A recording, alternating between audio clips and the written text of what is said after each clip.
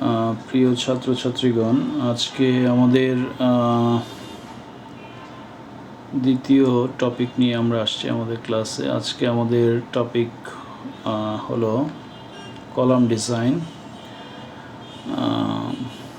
Column design সম্বন্ধে আমার যেটা বলার আছে যে কলাম হচ্ছে আমাদের স্ট্রাকচারাল এলিমেন্টের মধ্যে সবচেয়ে গুরুত্বপূর্ণ যে স্ট্রাকচারাল এলিমেন্টগুলো আছে তার মধ্যে একটা অন্যতম স্ট্রাকচারাল এলিমেন্ট। স্ট্রাকচারাল এলিমেন্টের ইম্পর্টেন্সগুলোকে যদি আমরা ভাগ করি তাহলে সবচেয়ে বেশি স্ট্রাকচারাল বা মোস্ট ইম্পর্টেন্ট স্ট্রাকচারাল এলিমেন্ট বলা যায় হলো ফাউন্ডেশনকে। ফাউন্ডেশনের পরপরই যার অবস্থান সেটা হচ্ছে কলাম। কলাম হলো second most important structural element. কারণ হচ্ছে কলাম স্ট্রাকচারের যত লোড আছে ভার্টিক্যালি সমস্ত লোডকে ক্যারি করে সেটা ফুটিংয়ে ট্রান্সফার করে। তো সেই জন্য আমরা কলামকে one of the most important structural element বলে থাকি। কলাম মূলত একটা কম্প্রেসিভ মেম্বার, এটা অ্যাক্সিয়াল ফোর্স ক্যারি করে থাকে। তো মাঝে মধ্যে অবশ্য কলামে অনেক সময় অ্যাক্সিয়াল ফোর্সের পাশাপাশি আপনার ভিন্ন ধরনের ফোর্সও কাজ করতে পারে, যেটা টেনসাইল ফোর্স হতে পারে। তো টেনসাইল ফোর্স যদি কাজ করে সেক্ষেত্রে কলামের মধ্যে বেন্ডিং ডেভেলপ করে।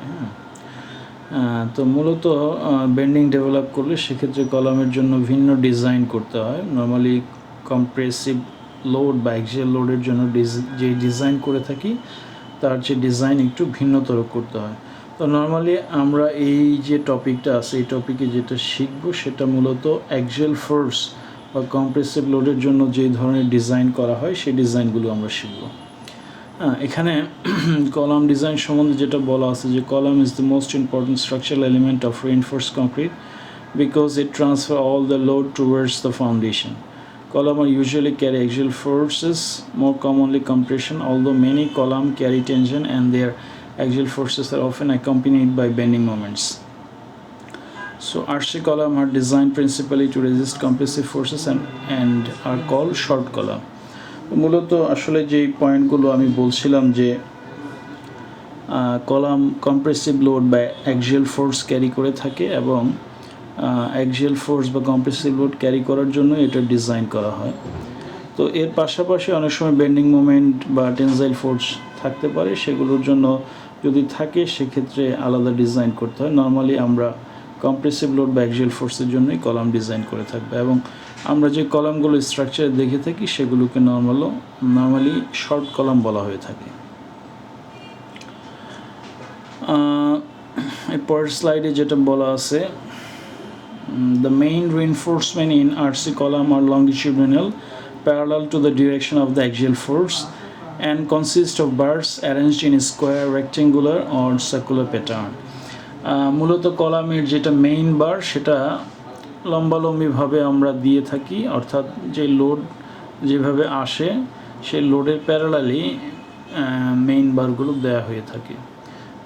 এবং কলামের যে প্যাটার্ন বা যে শেপগুলো হয় সেখানে মূলত এটা স্কোয়ার হতে পারে বা রেক্ট্যাঙ্গুলার হতে পারে বা অনেক সময় সার্কুলার বা স্পাইরাল শেপে হয়ে থাকে এবং অনেক সময় কম্পোজিট শেপে থাকতে পারে। কম্পোজিট শেপে বলতে বোঝায় যে কলাম হয়তো যেটা আপনার স্কোয়ার শেপের মধ্যে অন্য একটা শেপ হয়তো অ্যাসোসিয়েট বা একত্রে থাকতে পারে। নর্মালি আমরা যে স্কোয়ার কলাম বা রেক্টেঙ্গুলার কলাম আছে সেটাকে টাইট কলাম বলে থাকি এবং যেটা সার্কুলার কলাম আছে সেটাকে স্পাইরাল কলাম বলি। এবং এই টাইট কলাম বা স্পাইরাল কলাম এর সাথে যদি অন্য কোনো ম্যাটেরিয়াল ইউজ করে কলামের সাথে একত্রে কলাম তৈরি করা হয় তখন সেটাকে আমরা বলি কম্পোজিট কলাম। যেমন এখানে একটা টাইট কলামের মধ্যে একটা আই সেকশন, স্টিলের আই সেকশন দেওয়া হয়েছে। তো এটা হচ্ছে যে টাইট কলামটা আছে সেটা কংক্রিটের কলাম, রিইনফোর্স কংক্রিটের কলাম, এবং মাঝখানে যে কলামটা আই শেপের আছে সেটা স্টিলের আই সেকশন। এই দুইটা মিলে একত্রে একটা কলাম তৈরি করেছে যেটাকে আমরা বলতেছি কম্পোজিট কলাম। এরপরে যে স্লাইডটা আছে এটা অত্যন্ত গুরুত্বপূর্ণ একটা স্লাইড। এখানে আমরা কলামের কিছু স্পেসিফিকেশনস দেখব। টাইট কলাম এবং স্পাইরাল কলামের বিভিন্ন বিষয়ের উপর কয়েকটি স্পেসিফিকেশনস দেওয়া আছে। ACI recommendation, American concrete institute যেসব রিকমেন্ডেশনগুলো করেছে সেই রিকমেন্ডেশনগুলো দেওয়া আছে যে নাম্বার অফ বার্স টাইট কলামে কত হবে, ম্যাক্সিমাম হবে 8%, মিনিমাম হবে 1%। নাম্বার অফ কলাম স্পাইরাল কলামে হবে, নাম্বার অফ বার্স স্পাইরাল কলামে হবে ম্যাক্সিমাম 8%, মিনিমাম 1%।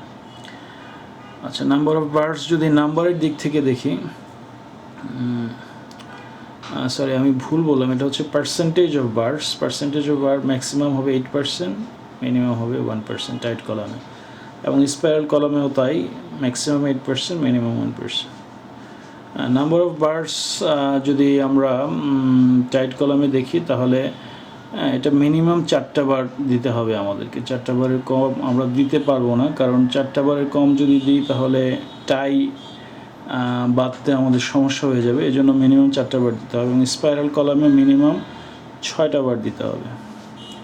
আচ্ছা, মিনিমাম সাইজ অফ বার যদি বলি তাহলে minimum size of bar tight কলামে 16 মিলি বার বা 5 নম্বর বার দিতে হয় মিনিমাম, স্পাইরাল কলামেও তাই। মিনিমাম এরিয়া অফ কলাম যদি বলি তাহলে টাইট কলামে মিনিমাম এরিয়া অফ কলাম হবে 96 ইঞ্চি স্কোয়ার বা 100 ইঞ্চি স্কোয়ারও বলে থাকি আমরা, এর কম হতে পারবে না। স্পাইরাল কলামের ক্ষেত্রেও তাই।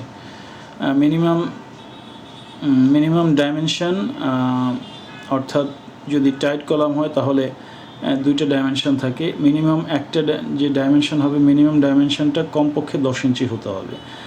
ব্র্যাকেটে বলা আছে যে 12 ইঞ্চ ফর সিসমিক ডিজাইন, অর্থাৎ যদি সিসমিক ফ্যাক্টরটাকে আমরা চিন্তা করি তাহলে মিনিমাম 12 ইঞ্চ হতে হবে। স্পাইরাল কলামের যে ডায়া, সেই ডায়াটা মিনিমাম 10 ইঞ্চ হতে হবে স্পাইরাল কলামের ক্ষেত্রে।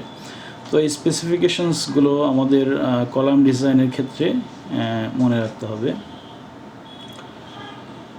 এরপরের স্লাইডে আমরা যেগুলো বলা আছে যে এসেনশিয়াল ফর্মুলাস, এসেনশিয়াল অর্থাৎ কলাম ডিজাইন করতে গেলে আমাদের যে ফর্মুলাগুলো লাগবে সেগুলো বলা আছে ইউএসডি মেথডে এবং ডাব্লিউএসডি মেথডে। আমরা ইউএসডি মেথডে এই স্লাইডে দেখছি। ইউএসডি মেথডে বলা আছে পিইউ, পিইউ মানে হচ্ছে পি দিয়ে লোড বোঝায়, load in ultimate, load in ultimate situation. PU equals to alpha phi AG, third bracket 0.85 FC prime 1 minus rho g plus rho g into Fy।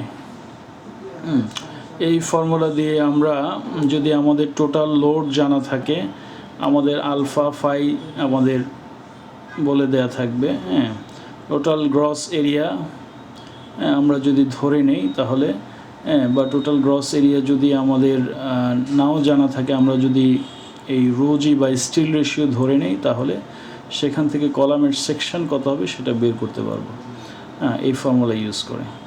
তো ফাই সমান সমান 0.7 বলা আছে ফর টাইট কলাম এবং 0.75 for spiral column.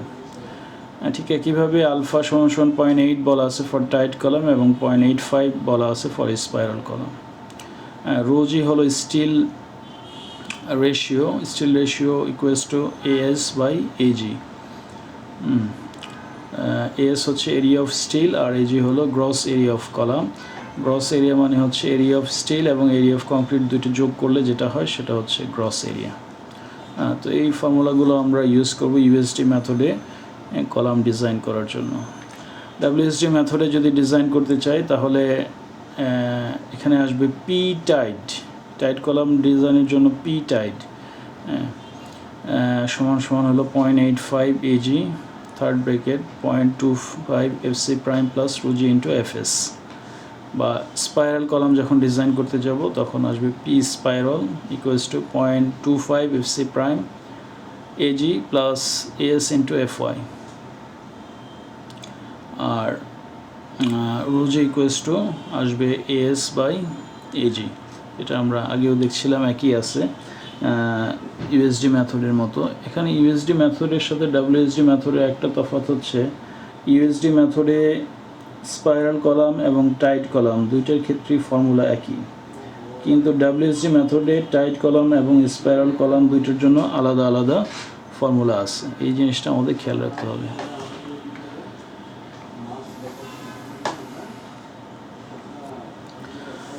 আচ্ছা, এরপরে আমরা যেটা দেখব টাইজ এবং স্পাইরালসের কি কি কাজ আছে এবং কি পরিমাণে তাদেরকে দিতে হয় এবং কতটুকু দিতে হয়, এই জিনিসগুলো দেখব। এগুলো অত্যন্ত গুরুত্বপূর্ণ যে টাইজ বা স্পাইরাল, যেটা আমরা কলামে মেইন বারকে ধরে রাখার জন্য যেটা অ্যাড করি সেটাকে বলা হয় টাইজ বা স্পাইরালস। এর কাজ কি, ফাংশন বলা আছে keep the bars in position, ties and spirals are required. অর্থাৎ যে মেইন বারগুলো থাকবে সেই বারগুলোকে সঠিক জায়গায় ধরে রাখার জন্য আমাদের টাইজ বা স্পাইরাল ইউজ করতে হয়। আর টু প্রিভেন্ট বাকলিং ইফেক্ট, অর্থাৎ কলামের যে বেঁকে যাওয়ার একটা প্রবণতা থাকে, সেই বেঁকে যাওয়ার প্রবণতা থেকে কলামকে রক্ষা করার জন্য আমাদের টাইজ বা স্পাইরালস ইউজ করতে হয়। আচ্ছা, হাউ মাচ, কতটুকু আমরা দিব এই সম্বন্ধে বলা আছে। Minimum dia 3/8 inch 5 for main birds up to number 10, অর্থাৎ টাইজ বা স্পাইরালের মিনিমাম ডায়া হতে হবে 3/8 inch 5 বা নাম্বার 3 বার, যেটা 10 মিলি বার আমরা বলে থাকি, এটা ইউজ করতে হবে minimum up to number 10। Number 10 10 নম্বর বার পর্যন্ত আমরা এটি ইউজ করতে পারবো। 10 নম্বরের বেশি হলে তখন হয়তো নাম্বার 3 জায়গায় নাম্বার 4 আমরা ইউজ করে থাকি। আচ্ছা, minimum dia 1/2 inch 5 for main birds larger then number 10 and for any bundle birds, অর্থাৎ যেটা আমি একটু আগে বললাম 10 নম্বরের চেয়ে যদি বারের সাইজ, মেইন বারের সাইজ যদি 10 নম্বরের চেয়ে বড় হয়, সেক্ষেত্রে আমরা 4 নাম্বার 4 বা 12 মিলি বার যেটা সেটা ইউজ করে থাকি। বা অনেক সময় বান্ডেল রিইনফোর্সমেন্ট আমরা যদি ইউজ করি, সেক্ষেত্রেও টাইজ বা স্পাইরালস আমরা 12 মিলি বার ইউজ করে থাকি। স্পেসিং সম্বন্ধে বলা আছে, দেখেন স্পেসিং, টাইয়ের স্পেসিং হবে 48D। হ্যাঁ, এখানে ডি মানে হচ্ছে টাই ডায়া, অর্থাৎ যেই টাই বাঁধার জন্য যেই বার ইউজ করবো সেই বারের ডায়া, অথবা 16 ক্যাপিটাল ডি। হ্যাঁ, ক্যাপিটাল ডি হলো মেইন বার ডায়া, অর্থাৎ মেইন যে রিইনফোর্সমেন্ট ইউজ করা হয়েছে সেটার ডায়া, অথবা T minimum dimension of the side, dimension of one side.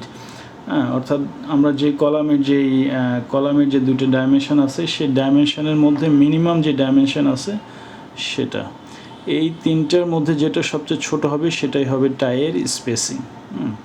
বলা আছে যে টেক স্মলেস্ট, তাহলে আমরা বলতে পারি টাই আমরা দিব হলো 48D, 16D অথবা টি মিনিমাম, এই তিনটার মধ্যে যেটা ছোট। হ্যাঁ, এখানে খেয়াল রাখতে হবে যে কোন ডিটা কী মিন করে। 48-এর সাথে যে ডি আছে সেটা দিয়ে বোঝাচ্ছে যে বার দিয়ে আমরা টাই ইউজ করব সেই বারের ডায়া, আর 16-এর সাথে যে ক্যাপিটাল ডি আছে সেই ক্যাপিটাল দিয়ে বোঝাচ্ছে মেইন যে বারটা ইউজ করেছি সেই বারের ডায়া।